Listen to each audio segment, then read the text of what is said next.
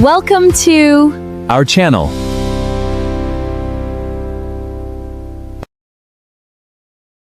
I did something slightly embarrassing yesterday.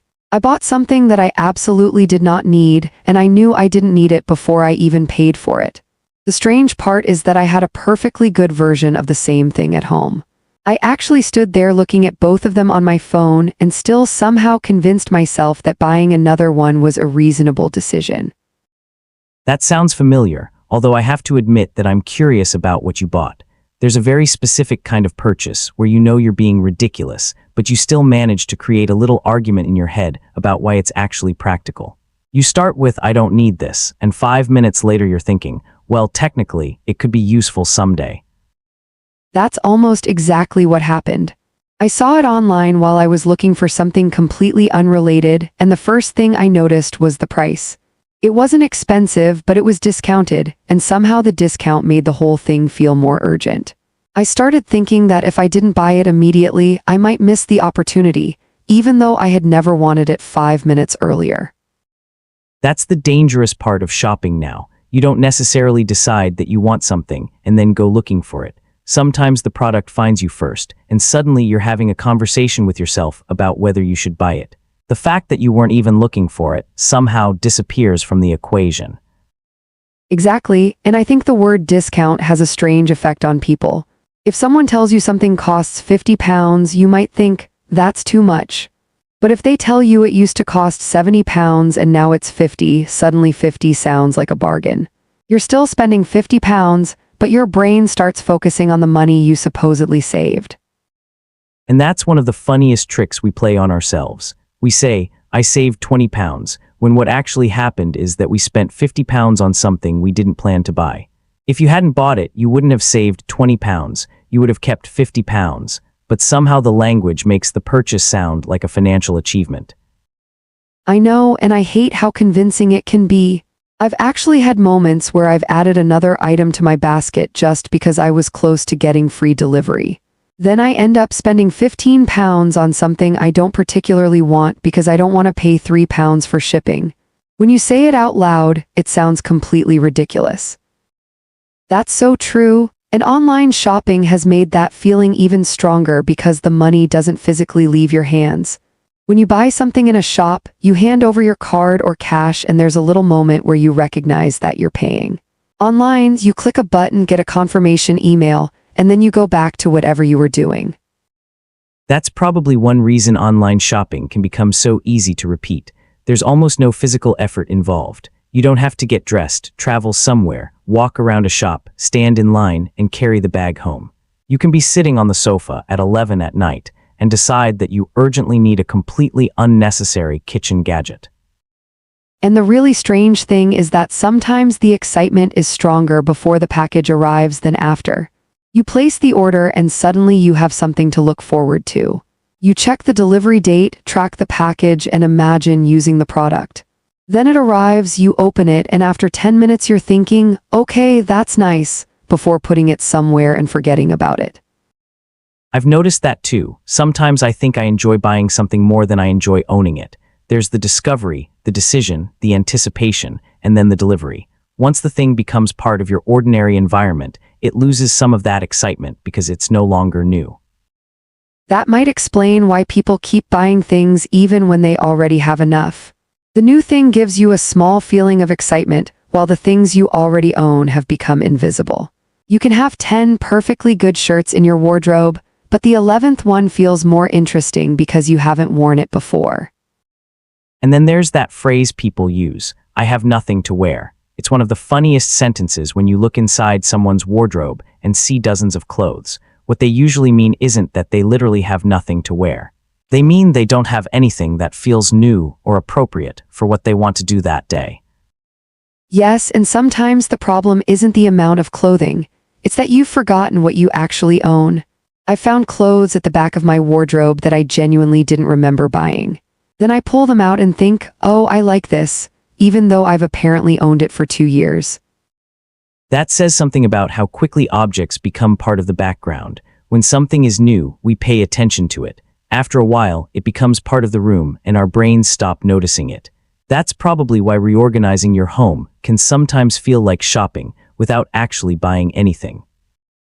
I love that feeling. You find something you already own and suddenly it feels new because you've moved it somewhere else. You put an old lamp in a different corner, rearrange a shelf, or wear a jacket you haven't touched for months, and somehow it feels like you've acquired something new without spending any money. Maybe that's one of the best arguments for buying less. If you actually use what you already own, you can rediscover things instead of constantly replacing them. There's something satisfying about finding a forgotten object and realizing you don't need to buy the new version you were looking at online. Although I think there's a difference between buying less and never buying anything. Sometimes something genuinely improves your life. If your shoes are worn out, you need new shoes. If your computer is broken and you use it every day, replacing it makes sense. The problem starts when buying becomes the automatic response to boredom, curiosity, stress, or simply seeing something interesting. That's an important distinction. There's nothing wrong with spending money on things you genuinely value. The question is whether you're choosing the purchase or whether the purchase is almost choosing you. If an advertisement appears and you immediately feel that you need the product, it's worth asking whether you wanted it before you saw the advertisement. That's a really good question. Did I want this before I saw it? Might actually be one of the best questions to ask before buying something, because if the answer is no, there's a good chance you can wait.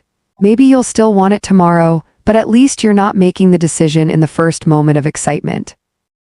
I've started doing something like that with bigger purchases. I don't necessarily tell myself I can't buy something. I just give myself a waiting period. If it's still on my mind after a few days, I'll think about it again. Sometimes I come back and realize I still want it for a good reason. Other times I completely forget about it. The fact that you forget about it is probably the most useful information. If you thought you absolutely needed something on Monday and can't even remember what it was by Friday, that tells you something about the original desire. It probably wasn't a real need. It was just a moment of interest that felt more important than it actually was. And online stores are very good at turning that moment into action. You see a message saying, "Only 2 left," or "Offer ends tonight," and suddenly you feel like you're running out of time. Even if you didn't want the product before, the possibility of losing the opportunity makes it feel more valuable. I hate those countdown timers. Sometimes I wonder whether the price really changes when the timer reaches 0. I've seen the same special offer appear several times over a period of weeks. It creates this impression that you have to act immediately, but the opportunity somehow comes back every few days. That's because urgency is powerful. If someone tells you that you can think about something forever, you're likely to delay the decision. But if they tell you that you have 10 minutes, suddenly your brain wants to make a choice. It doesn't necessarily mean the product became better. Your sense of time changed. And fear of missing out makes it even stronger. You don't want to feel like everyone else got an amazing deal while you were too slow. Even if you never needed the thing, you imagine someone else buying it for half the price and somehow feel that you've lost something. That's an interesting part of shopping culture. We don't just compare products anymore. We compare our purchases with other people's purchases. Someone posts a video showing what they bought, and suddenly you feel like you're missing something. Then another person recommends a product, and another person says it's the best thing they've ever bought. And sometimes you don't even know whether they genuinely love it. There are so many recommendations online that it's difficult to separate personal experience from advertising. A person can sound like they're casually telling you about something they discovered, but they may have a commercial relationship with the company. Which doesn't automatically mean the product is bad, but it does mean you should be a little more careful about how you interpret the recommendation. If someone is being paid to promote something, their enthusiasm isn't exactly the same as a friend telling you, "I've used this for 6 months and it actually works." That's the difference between influence and trust. I might watch a video because I find the person entertaining, but that doesn't mean I'll buy everything they recommend. If a friend tells me something has genuinely improved their life, I pay more attention because I know they're not trying to sell me anything. Although friends can be terrible shopping advisors too, I've had friends tell me, "You need this," when I absolutely did not need it. The funny thing is that they weren't trying to manipulate me. They were just excited because they liked the product and wanted someone else to enjoy it. That's true, we influence each other without realizing it. If one person in a group buys a particular phone, suddenly everyone starts talking about it. If someone gets a new pair of headphones, everyone wants to try them. We don't necessarily think I'm being influenced. We just think, oh, that looks good. And sometimes seeing an object in someone's real life is more persuasive than seeing an advertisement.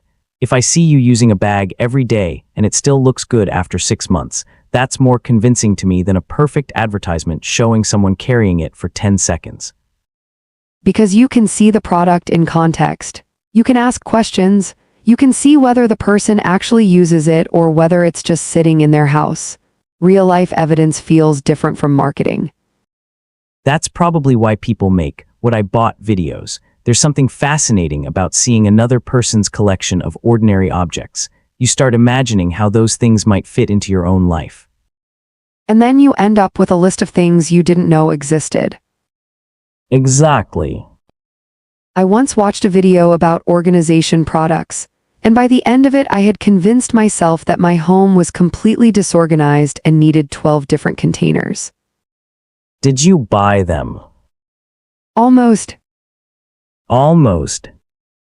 I put them in the basket and then stopped myself. I looked around my apartment and realized that the problem wasn't a lack of containers. The problem was that I had too much stuff. That's a very important realization. It was slightly painful. Because buying containers feels productive.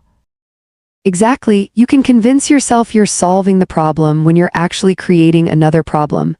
Now you have more objects to store, more packaging to throw away, and more things to organize. I've done something similar with books. I bought shelves because I had too many books, and then I filled the shelves and decided I needed another shelf. That's how it works. At some point I realized I wasn't solving the problem, I was expanding it. Maybe that's why organizing videos are so satisfying. They make you feel like you're solving chaos through objects. And sometimes you genuinely are. Of course. But sometimes the better solution is simply to own fewer things. That's harder emotionally. Why? Because getting rid of things can feel like admitting that the original purchase was a mistake. If I bought something 2 years ago and never used it, part of me still thinks, maybe I'll use it someday. Getting rid of it means accepting that I spent money on something I didn't need. That's true. Keeping it can feel like protecting the original decision. Exactly, even if keeping it doesn't make sense anymore. I've heard people call that the sunk cost problem. Yes, once you've spent money, you feel like you need to keep the object because otherwise the money was wasted. But the money is already gone. Keeping something you don't use doesn't bring the money back. That's a difficult idea to accept. Very.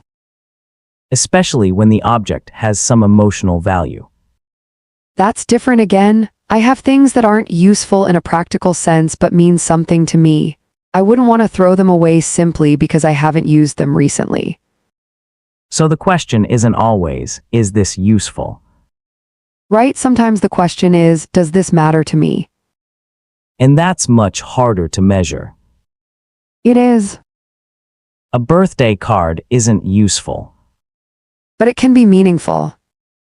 An old photograph isn't useful. But you might want to keep it. A souvenir from a trip may sit in a drawer for years. But when you see it, you remember the trip. So not everything needs to justify its existence through practical use.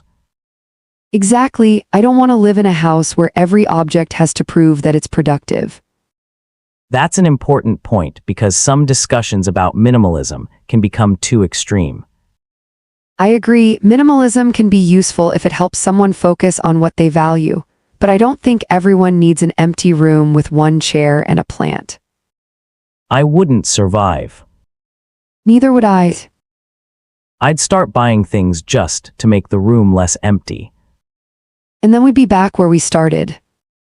Exactly. I think the healthier question is not, how little can I own? It's, what do I actually want to make space for? That sounds much more realistic. If someone loves books, there's nothing wrong with having a lot of books.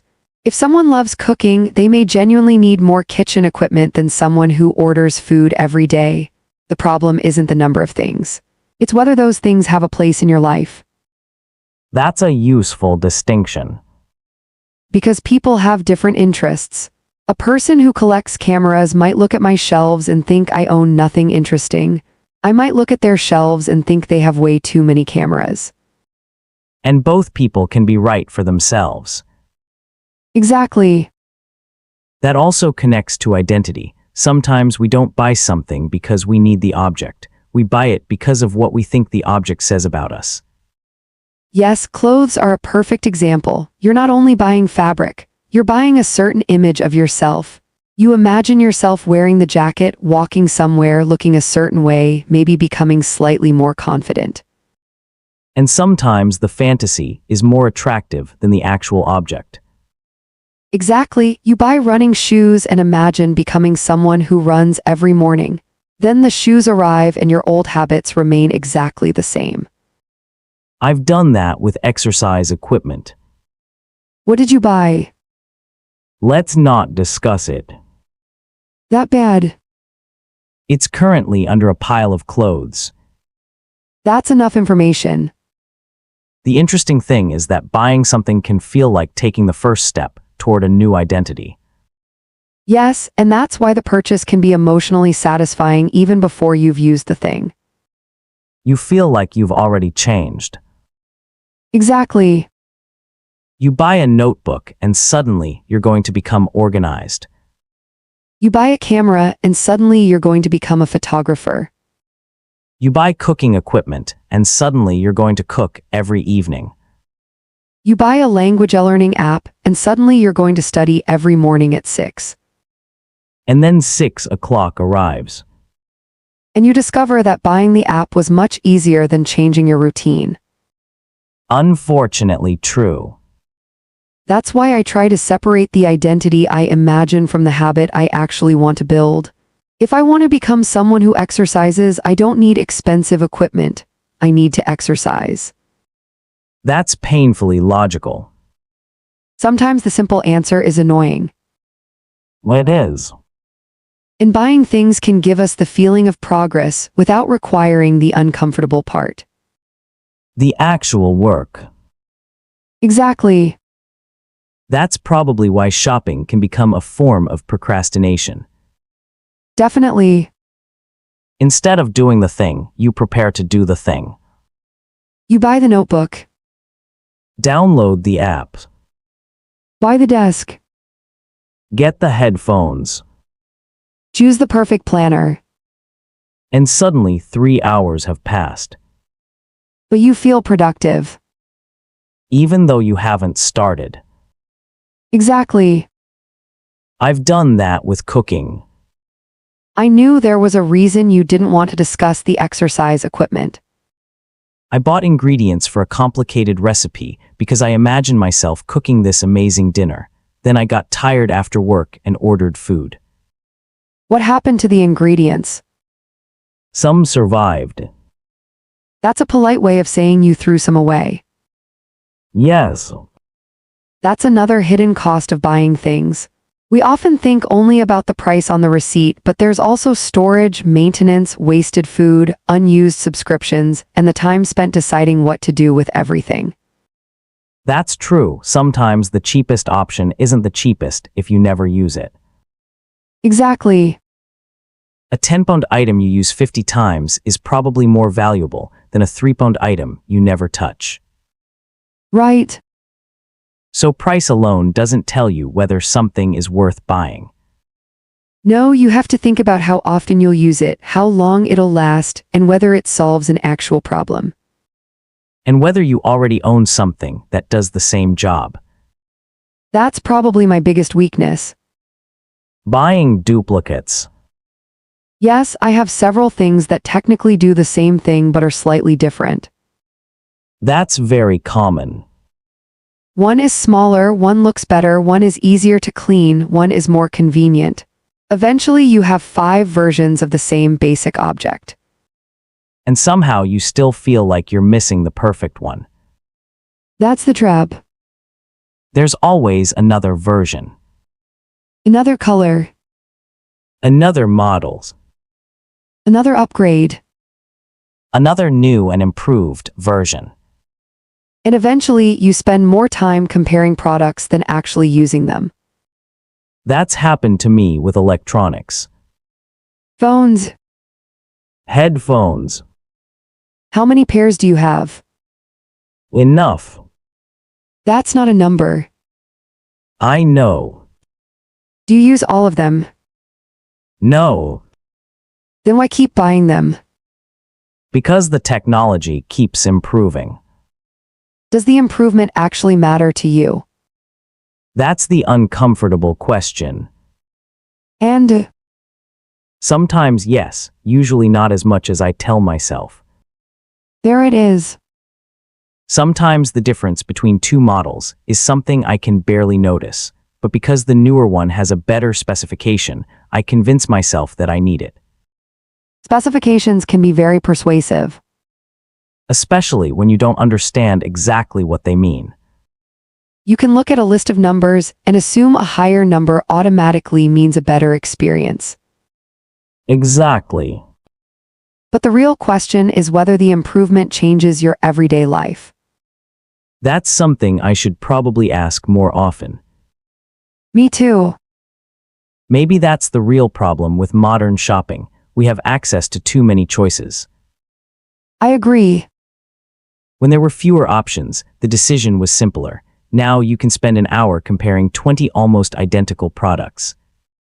And after an hour, you may feel more confused than when you started. Then you read reviews. Then you watch videos. Then you compare prices. Then you find another model. Then you start reading about that one. And eventually you realize you haven't bought anything. Which sometimes is the best outcome. Exactly.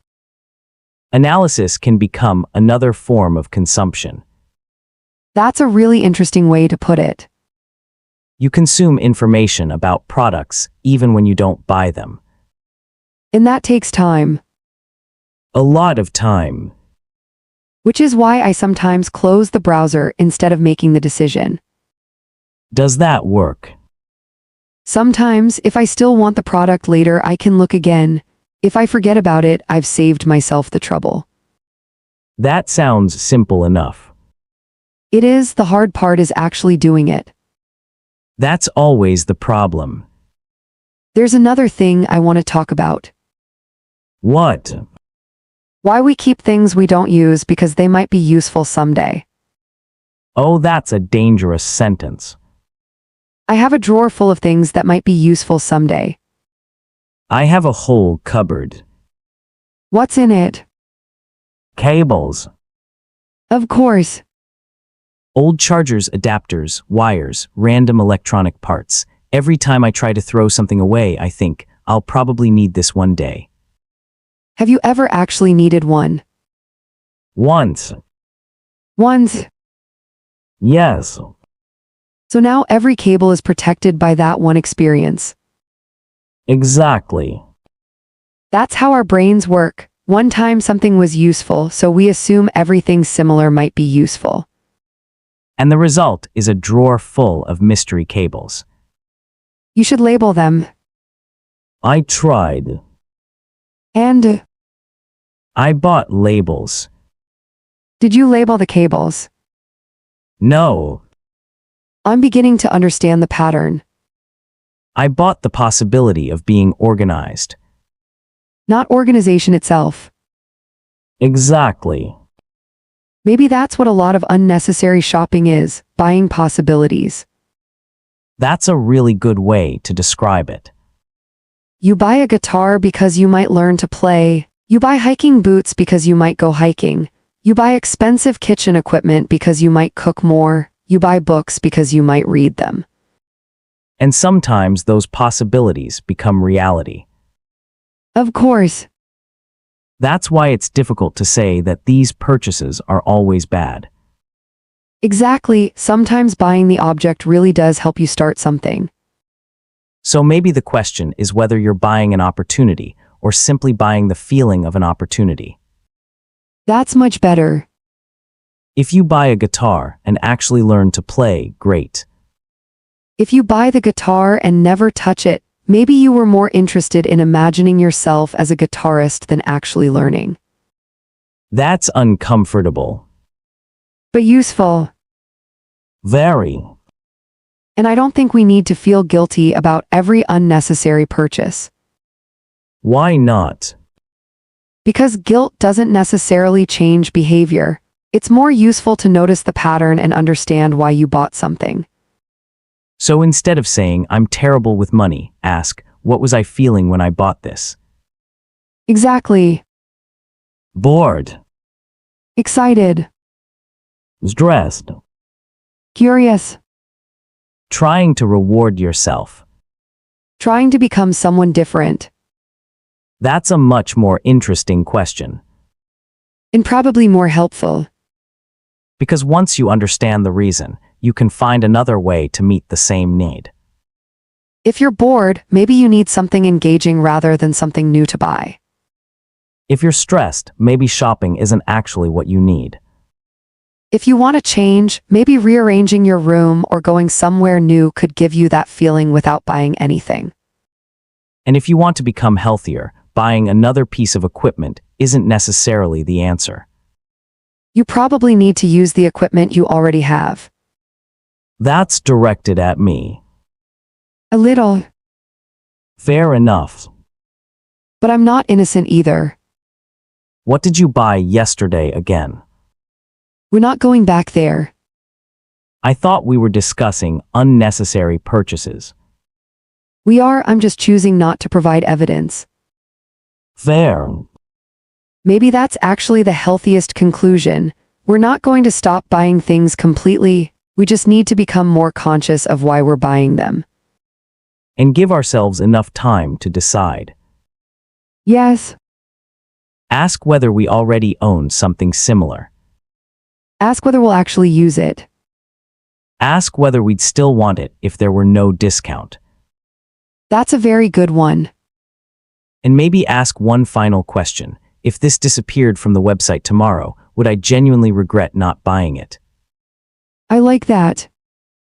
Because sometimes the answer is clearly no. And sometimes the answer is yes. If it's yes after you've thought about it, then maybe it's worth buying. Exactly, the goal isn't to make every purchase painful. It's to make the purchases that matter more intentional. That's probably a better approach than trying to become someone who never wants anything. Definitely, wanting things is normal, curiosity is normal, enjoying beautiful objects is normal. The problem is when buying becomes automatic and we stop noticing what we're doing. And maybe when we start using shopping to solve problems that aren't really shopping problems. That's a big one. Because no pair of shoes can fix boredom. No notebook can automatically make you organized. No expensive headphones can make you enjoy music more if you never listen. And no kitchen gadget can make dinner for you. Unfortunately. Although if someone invents one, let me know. I'll buy it immediately. See, we still have work to do. Apparently we do. But at least now we can recognize the conversation happening in our heads. The little voice saying, you don't need this. And the other voice saying, but it's on sale. Then the final voice saying, free delivery if you spend 10 more pounds. That's the voice we really need to watch. Especially at 11 at night. Especially then. Maybe I'll delete a few shopping apps. That's probably a good start. And maybe I'll finally open that box of exercise equipment. Now we're getting somewhere. Don't get too excited. Fair enough. I'll start with opening the box. One step at a time. Exactly, and maybe that applies to shopping too. We don't need to completely change our habits overnight. We can simply pause before the next purchase and ask ourselves whether we're buying something we genuinely need, something we genuinely value, or simply a feeling that will disappear once the package arrives. I like that because once you recognize the difference, you have more control over the decision. You can still buy the thing if you really want it, but now you're choosing it rather than being pulled into the purchase automatically. And maybe the best purchase isn't always the one that gives you the biggest immediate excitement. Sometimes it's the boring thing you use every day for years and eventually wonder how you lived without it. That's probably true. The things that genuinely improve our lives aren't always the most exciting when we buy them. Sometimes they're simply useful, reliable, and quietly become part of our routine. While the things we bought because they looked exciting on a Tuesday night can end up sitting in a drawer by Thursday. Exactly, and maybe that's a good reminder the next time we see a huge discount, a countdown timer, or something described as the one thing you didn't know you needed. We can stop for a second. Take a breath Look at what we already have. and ask ourselves a very simple question. Do I actually want this? Or do I just want the feeling of buying it? That's a question worth asking. Especially before we click buy now. Actually, I don't think the most useful thing we've talked about today is whether people should buy fewer things. That's probably too simple. Some people genuinely enjoy shopping, some people love collecting things, and some people are perfectly happy spending money on things that other people would consider unnecessary. What matters more is whether we're making those choices consciously or just reacting to whatever happens to appear in front of us. I agree, and I also don't want people listening to this and suddenly looking around their homes feeling guilty about everything they've bought. That wouldn't be very helpful. We all make purchases we later question. Sometimes we get excited, sometimes we're influenced by other people, and sometimes we simply make a bad decision. That's part of being human. The useful part is noticing what happened and becoming a little better at recognizing it next time. Yes, because I don't think the answer is to become afraid of spending money. If something genuinely makes your life better and you can afford it, there's nothing wrong with buying it. In fact, sometimes spending money on the right thing can save you time, reduce stress, or give you an experience you'll remember for years. The point isn't to ask, can I avoid spending money? It's to ask, is this where I actually want my money to go? That's probably the question I've been missing. I've spent plenty of money without really thinking about where I wanted it to go. I saw something, liked it, bought it, and moved on.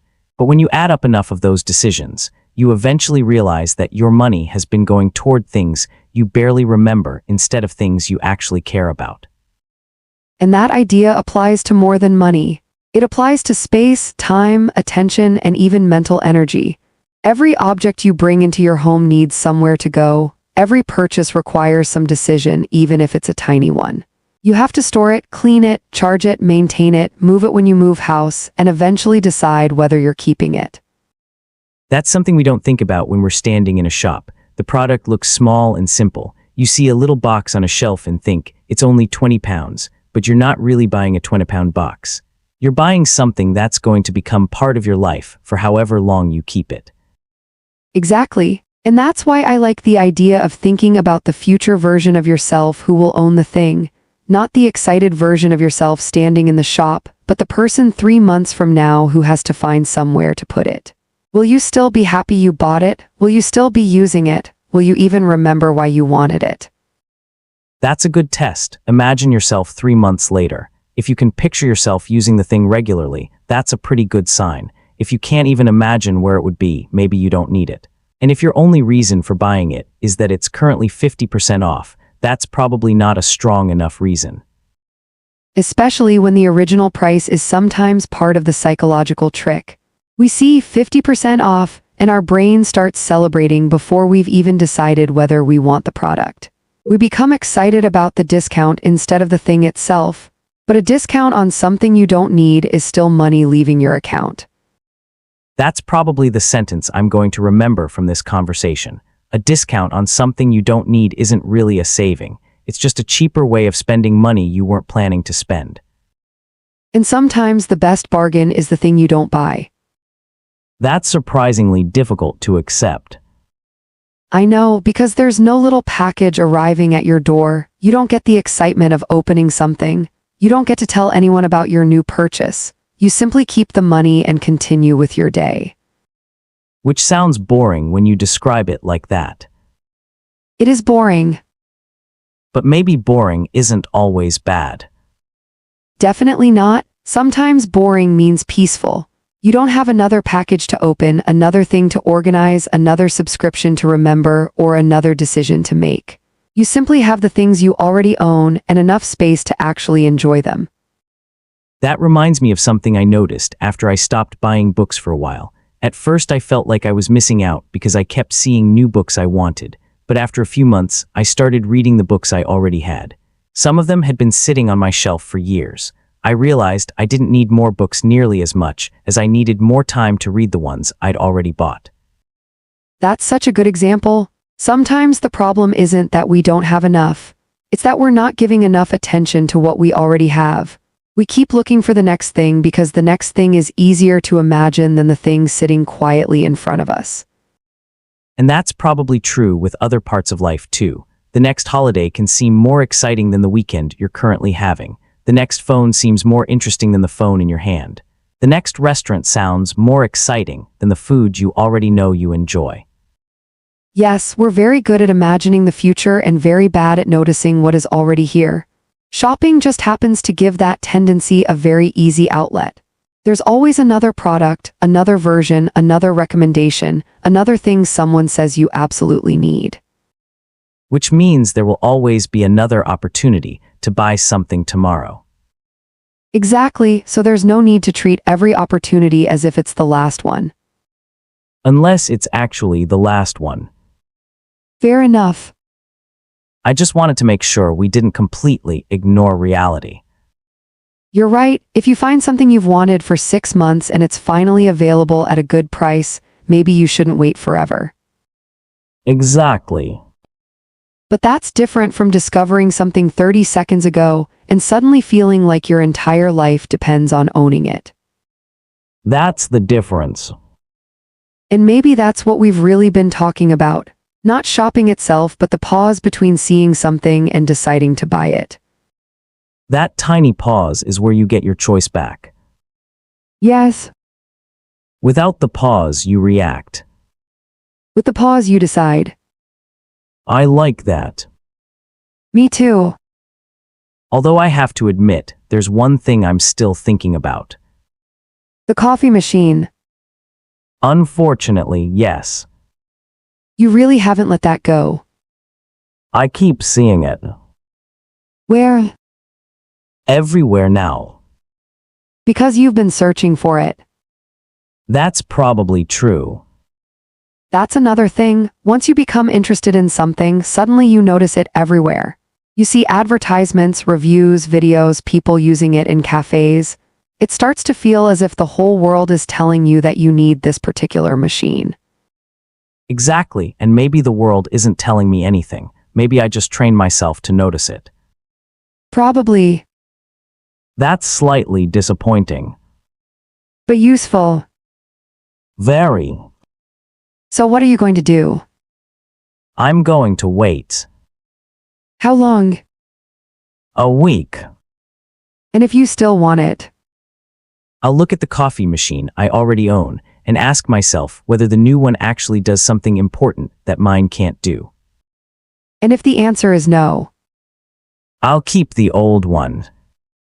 That's progress. And if the answer is yes, Then maybe you have a real reason to consider buying it. you know, I feel like we've just created a complicated system for buying a coffee machine. Maybe, or maybe we've created a system for making sure the coffee machine isn't making the decision for you. That's fair. And that's probably enough for today. Yeah, I feel like we started by talking about one unnecessary purchase and somehow ended up talking about money, identity, habits, advertising, boredom, time, space, and the way we imagine our future selves. That's what happens when two friends start talking about something that seems simple. You think you're discussing shopping. And 3 hours later you're discussing how people make decisions. Which is probably why these conversations are dangerous. Dangerous. They start with, "Did you buy that?" and end with, "What does it mean to be human?" That's a little dramatic. Maybe. But I do like where we ended up, because I don't think we need to become perfect at this. We just need to notice ourselves a little more. Notice when we're buying because we genuinely want something. Notice when we're buying because we're bored. Notice when a discount is making something seem more important than it really is. And notice when we're trying to solve an emotional problem with a physical object. And sometimes we can still buy the thing. Of course. That's important. I don't want anyone listening to this thinking that enjoying nice things is somehow wrong. If you love coffee, buy good coffee. If you love books, buy books. If you love clothes, enjoy clothes. If you love technology, that's fine too. The goal isn't to remove pleasure from shopping. It's to make sure the pleasure is actually worth the cost. And maybe to make sure we're buying things because they fit our lives, rather than constantly trying to redesign our lives around the things we buy.